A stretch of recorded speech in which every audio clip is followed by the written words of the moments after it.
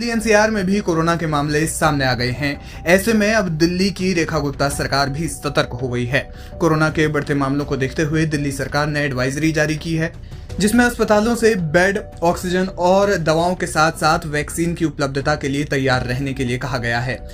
इसी के साथ सभी स्वास्थ्य संस्थानों को जीनोम सीक्वेंसिंग के लिए सभी पॉजिटिव कोविड-19 सैंपल लोकनायक अस्पताल भेजने के लिए कहा गया है। एडवाइजरी में कहा गया है कि अस्पतालों को बेड, ऑक्सीजन, एंटीबायोटिक्स और अन्य दवाओं के साथ वैक्सीन की उपलब्धता के मामले में तैयारी सुनिश्चित करनी चाहिए।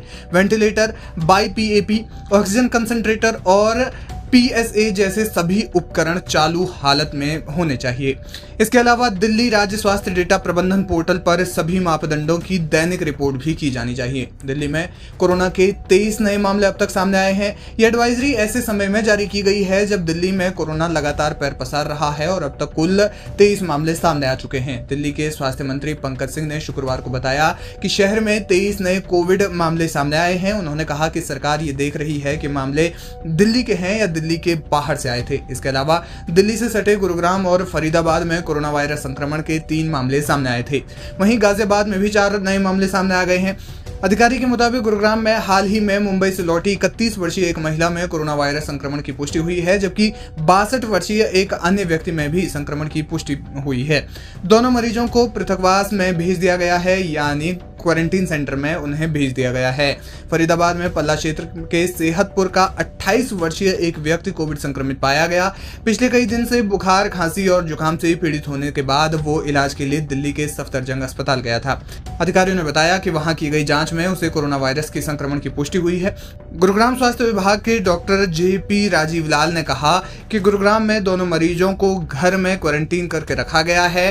स्वास्थ्य विभाग उन पर नजर बनाए हुए हैं, उन्हें अपने परिवार से दूर रहने की सलाह दी गई है। स्वास्थ्य विभाग उनके संपर्क में आए लोगों की पहचान कर रहा है ताकि उनके नमूनों की भी जांच की जा सके। बहरहाल दिल्ली में एडवाइजरी जारी की गई है और अब धीरे धीरे कोरोना पैर पसारता हुआ नजर आ रहा है। कोरोना के टोटल दिल्ली में 23 केस आए थे और वो प्राइवेट लैबों में से आए हैं। दिल्ली सरकार इसको पहले देखना चाह रही है कि ये पेशेंट दिल्ली के थे कि दिल्ली से बाहर से आए थे। एक ये अलग विषय है जो हम देख रहे हैं कि ये बाहर से, दिल्ली से बाहर से आए थे कि इंडिया से बाहर से आए थे।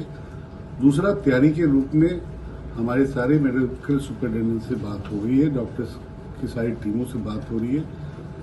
प्राइमरी किसी चीज के लिए दिल्ली सरकार तैयार, तत्पर है और किसी को पैनिक होने की इसमें जरूरत नहीं है, बिकॉज ये वेरिएंट ने अभी जो रूप दिखाया है वो एक नॉर्मल इन्फ्लुएंजा की तरह लगता है शुरुआती समय में, और बाकी जो एग्जैक्ट रिपोर्ट आएगी वो आपके सामने बीच में लेकर आएंगे। अभी 23 पेशेंटों में सब ठीक हैं।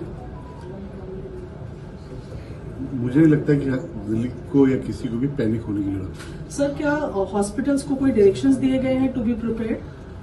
हमारे हॉस्पिटलों के साथ, सब हॉस्पिटल के MS के साथ, डॉक्टरों के साथ मीटिंगें हो चुकी हैं। हॉस्पिटल्स ऐसी किसी भी इमरजेंसी के लिए तैयार है।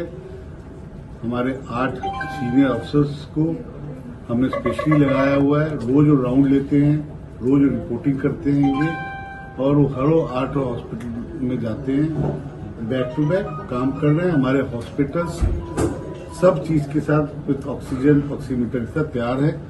ऐसी कोई भी व्यवस्था आएगी जिसकी उम्मीद नहीं की जा सकती। ऐसा कोई भी दिल्ली में विषय अभी तक से नहीं है। क्या ये माना जाए कि आने वाले दिनों में आयुष्मान मंदिर जो है वो कुछ नंबर अभी आया है आप लोगों के पास जितने लोगों को डेडिकेट किए जा सकते हैं? 100 डेज पूरे होने पे हम 38 और 39 के बीच में चालू करने जा रहे हैं, और ये काउंट 38-39 को आप 100 डेज के बीच में मानिएगा और अगले 2 महीने के अंदर कम से कम हम 200 से ऊपर